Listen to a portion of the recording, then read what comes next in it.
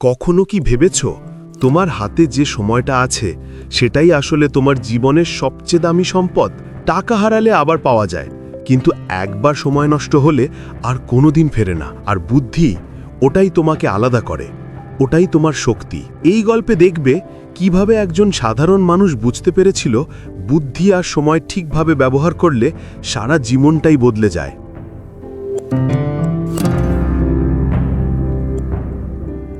শহরের ভোরটা অন্যরকম। রাস্তায় তখনও ভিড় জমেনি, কেবলমাত্র কয়েকজন অফিসমুখী মানুষ আর স্কুলগামী বাচ্চাদের ব্যস্ততা শুরু হয়েছে। সেই ভোরের আলোয় বই হাতে নিয়ে রওনা দিল আরিয়ান।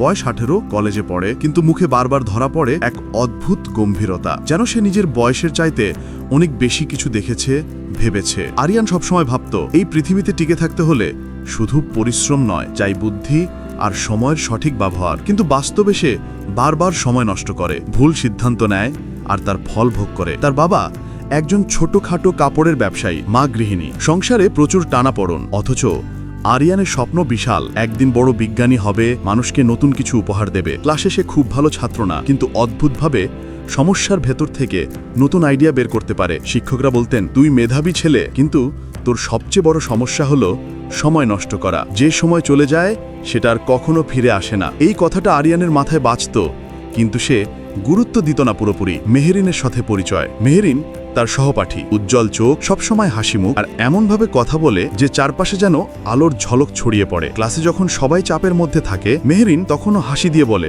ভয় পেও না, সব ঠিক হয়ে যাবে। একদিন পরীক্ষার পর আরিয়ান ক্লাসের বেঞ্চে বসে মাথা নিচু করে আছে। সে খুব খারাপ দিয়েছে। তখন মেহেরিন এসে বলল, কি হলো, এমন মুখ ভার কেন? আমার থেকে কিছু হবে না মেহেরিন, সবাই বলছে আমি সময় নষ্ট করি। সত্যি বলতে আমি বুঝতে পারছি না কিভাবে সময়কে ঠিকভাবে ব্যবহার করতে হয়। মেহেরিন হেসে উত্তর দিল, শোনো, পৃথিবীর সবচেয়ে বড় সম্পদ হলো বুদ্ধি আর সময়। দুটো যদি কাজে লাগাতে শেখো তবে সব কিছু সম্ভব। এই কথাটা যেন আরিয়ানের ভেতরে ঢেউ তুলল। সংগ্রামের শুরু। বাড়িতে আর্থিক সমস্যা আরও বেড়ে গেল। বাবার ব্যবসায় লোকসান, দোকান প্রায় বন্ধ হবার উপক্রম, পড়াশোনার খরচও কষ্টে জুটছে। এরকম পরিস্থিতিতে অনেকেই হাল ছেড়ে দেয়, কিন্তু আরিয়ান মনে মনে ঠিক করল, না, আমাকে এগোতেই হবে, আমার স্বপ্নে মরতে পারবে না। কিন্তু কিভাবে? সে প্রতিদিন সময় ভাগ করে পড়াশোনা শুরু করলো। সকালে 3 ঘন্টা, বিকেলে 2 ঘন্টা, রাতে আবার 3 ঘন্টা। মোবাইল, ফেসবুক, আড্ডা সব সীমিত করে দিল। প্রথমে কঠিন লাগলেও ধীরে ধীরে সে বুঝল সময়ের সঠিক ব্যবহার তাকে অন্য সবার থেকে এগিয়ে নিচ্ছে। মেহেরিন তাকে সবসময় উৎসাহ দিত, দেখো আরিয়ান, মানুষ বড় হয় না শুধু টাকা দিয়ে, মানুষ বড় হয় তার বুদ্ধি দিয়ে, তার সময়ের ব্যবহার দিয়ে। তুমি যদি সময়ের মূল্য দিতে পারো তবে একদিন তুমি সবার উপরে থাকবে। প্রথম সাফল্য। কয়েক মাস পর কলেজে বিজ্ঞান প্রজেক্ট প্রতিযোগিতা হলো। সবাই দলবদ্ধ হয়ে কাজ করছে, আরিয়ান একাই নাম লিখালো। অনেকে হাসলো, একা কি পারবি নাকি? কিন্তু আরিয়ান মাথা নিচু করে শুধু বলল, সময়কে যদি আমি কাজে লাগাতে শিখে থাকি তবে পারবই। সে রাত জেগে বই পড়ে, ইন্টারনেট ঘেটে এক অভিনব প্রজেক্ট বানালো। কম খরচে গ্রামে বিদ্যুৎ যোগানোর একটি ছোট্ট টারবাইন মডেল। প্রতিযোগিতার দিন হলে শিক্ষকরা অবাক হয়ে গেলেন। তার প্রজেক্ট প্রথম স্থান পেল। মেহেরিন তালি দিয়ে বলল, দেখেছো, বুদ্ধি আর সময়, এটাই আসল সম্পদ। আরিয়ান সেদিন প্রথম উপলব্ধি করল মেহেরিনের কথাই সত্যি। রাতের আকাশের নিচে ছাদে বসে আরিয়ান ভাবছিল, মানুষ অনেক কিছু হারাতে পারে, কিন্তু যদি সময় আর বুদ্ধির ব্যবহার শিখে যায় তবে সবকিছু আবার অর্জন করতে পারে। হয়তো এটিই জীবনের প্রথম শিক্ষা। তখন তার মনে হলো এই পৃথিবীতে সবচেয়ে বড় সম্পদ আসলেই বুদ্ধি এবং সময়। প্রজেক্ট প্রতিযোগিতায় জেতার পর থেকেই আরিয়ানের মনে আলো জ্বলে উঠল। সে ভাবতে লাগলো, হ্যাঁ, আমি পারি। যদি আমি সময় আর বুদ্ধি কাজে লাগাই তবে স্বপ্ন ধরা দেবে। কিন্তু জীবন তো সবসময় সহজ হয় না। তার বাবার ব্যবসা পুরোপুরি ডুবে গেল, দোকান বন্ধ হলো, সংসারের বোঝা আরও বেড়ে গেল। মা প্রায়ই বলতেন, আরিয়ান, তুমি কি একটু টিউশন নিতে পারো? বাড়ির খরচে সাহায্য হবে। প্রথমে আরিয়ান চুপ করে রইল। পড়াশোনার চাপ, পরীক্ষার ভয় আর নিজের স্বপ্ন সব মিলে সে দ্বিধায় ছিল। কিন্তু পরে ভাবল, ধৈর্য না থাকলে কিছুই সম্ভব নয়। ধৈর্যের পার। আরিয়ান কয়েকটা টিউশন শুরু করলো। ছোট ছোট বাচ্চাদের পড়াতো। মাসে সামান্য টাকা আসতো, কিন্তু মা বাবার চোখে আনন্দের ঝিলিক দেখত সে। একদিন রাতের খাবারের টেবিলে বাবা বললেন, তুই আমাদের ভরসা আরিয়ান, জীবনে তাড়াহুড়ো করিস না, ধৈর্য ধর। গাছ যেমন সময় নিয়ে ফল দেয়, তেমনি মানুষের সাফল্য ধীরে ধীরে আসে। এই কথাগুলো আরিয়ানের মনে গভীরভাবে গেঁথে গেল। মেহরিনও প্রায়ই বলতো, তুমি তো জানো, সবচেয়ে ভালো অস্ত্র হলো ধৈর্য। যারা ধৈর্য হারায় তারা মাঝপথেই হেরে যায়। তুমি ধৈর্য ধরো, সবকিছু ঠিক হবে। এরপর এলো কলেজের বড় পরীক্ষা। সবার চোখে চাপা ভয়।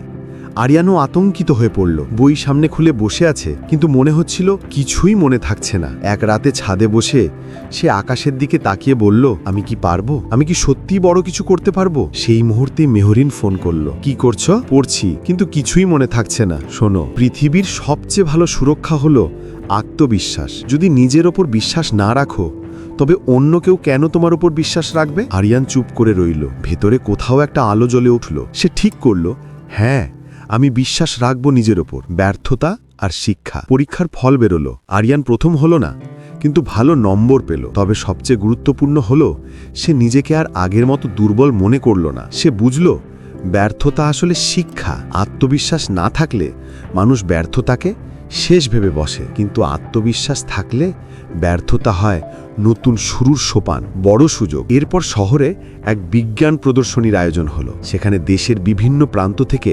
ছাত্ররা অংশ নিতে এলো। আরিয়ানও তার প্রজেক্ট নিয়ে যোগ দিল। কিন্তু প্রদর্শনীর দিন মডেলটি হঠাৎ নষ্ট হয়ে গেল। তার চারপাশে সবাই বলাবলি করছিল, দেখো আরিয়ান এবার শেষ, কিছু হবে না। সে ভেতরে ভয় পেয়ে গিয়েছিল, কিন্তু মেহরিন এসে দাঁড়ালো তার সামনে। কেন ভয় পাচ্ছ?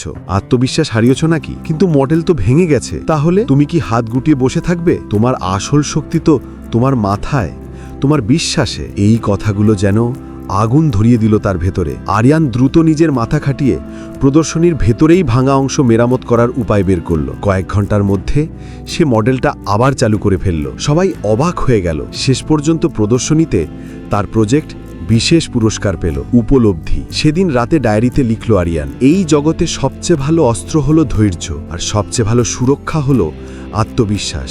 আমি যদি ধৈর্য না রাখতাম, তাহলে হাল ছেড়ে দিতাম। প্রদর্শনী থেকে পুরস্কার পাওয়ার পর আরিয়ান বদলে গেল। সে আগের মতো দ্বিধাগ্রস্ত, ভীতু ছেলেটি আর রইল না। এখন তার চোখে নতুন স্বপ্নের ঝলক। তবে পথ এখনো সহজ হয়নি। সংসারের দুঃখ, টাকার অভাব, পড়াশোনার চাপ সবই আগের মতোই রয়ে গেছে। কিন্তু পার্থক্য হলো আরিয়ান এখন জানে কিভাবে লড়তে হয়। হাসির অভাব। অনেকদিন ধরে খেয়াল করছিল মেহরিন, আরিয়ান যতই বড় হতে চাইছে ততই সে গম্ভীর হয়ে যাচ্ছে। তার মুখে আর হাসি দেখা যায় না, সব সময় চিন্তায় ডুবে থাকে। একদিন কলেজের করিডোরে মেহরিন হেসে বলল, এই তুমি কি জানো তোমার মুখটা এখন ভীষণ বুড়োদের মতো হয়ে গেছে? মানে তুমি হাসতে ভুলে গেছো, সবসময় শুধু সিরিয়াস।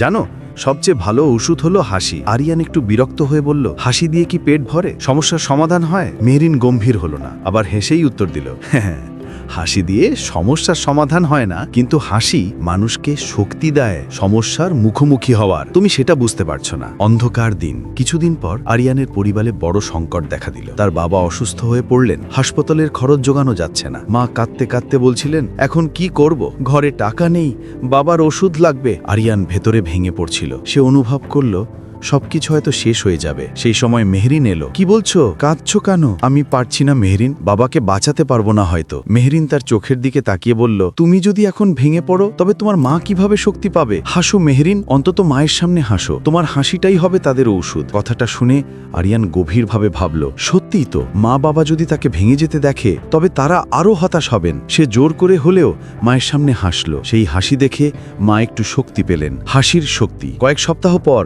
বাবার অবস্থা কিছুটা ভালো হলো। ডাক্তার বললেন, রোগীর মানসিক শক্তি ঔষধের অর্ধেক। হয়তো আপনার ছেলের হাসি আপনাকে বাঁচিয়ে দিল। সেদিন আরিয়ান বুঝল মেহরিনের কথা মিথ্যে নয়, হাসি সত্যিই এক ধরনের ঔষধ। দিনগুলো গড়াতে লাগলো। আরিয়ান ধীরে ধীরে কলেজ শেষ করলো, বিশ্ববিদ্যালয়ে ভর্তি হলো। সেখানে গিয়ে তার আইডিয়া নিয়ে কাজ শুরু করলো। ছোট ছোট উদ্ভাবন থেকে সে বড় প্রজেক্ট তৈরি করলো। গ্রামের জন্য সাশ্রয়ী বিদ্যুতের ব্যবস্থা। তার কাজ দেশ জুড়ে আলোচনায় এলো, সংবাদপত্রে লেখা হলো, টেলিভিশনে তার সাক্ষাৎকার হলো। একদিন সে একটি আন্তর্জাতিক সম্মেলনে নিজের প্রজেক্ট উপস্থাপন করলো। সারা বিশ্বের বিজ্ঞানীরা করতালি দিলেন। সেই মুহূর্তে তার চোখে জল চলে এলো। সম্মেলনের শেষে রাতে হোটেলের জানালায় দাঁড়িয়ে সে ডায়েরিতে লিখল, এই জগতের সবচেয়ে বড় সম্পদ হলো বুদ্ধি এবং সময়। সবচেয়ে ভালো অস্ত্র হলো ধৈর্য, সবচেয়ে ভালো সুরক্ষা হলো আত্মবিশ্বাস, আর সবচেয়ে ভালো ওষুধ হলো হাসি। আমি এই চারটি জিনিসের শক্তিতেই আজ এখানে দাঁড়িয়ে আছি। যদি সময় নষ্ট না করতাম, যদি ধৈর্য হারাতাম,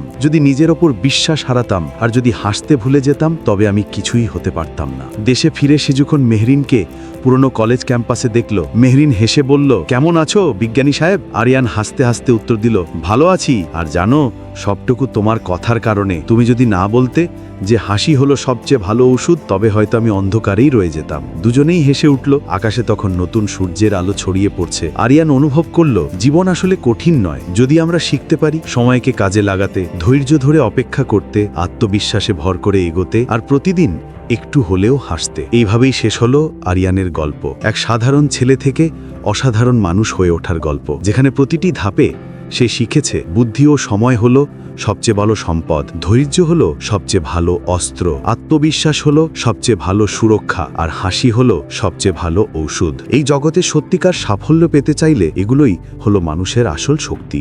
বন্ধুরা, যদি গল্পটা ভালো লেগে থাকে তবে অবশ্যই কমেন্ট করে জানাও। আর হ্যাঁ, আরও এমন অনুপ্রেরণামূলক গল্প শুনতে চাইলে এখনই সাবস্ক্রাইব করে নাও রাইজ আপ বাংলা চ্যানেলটি।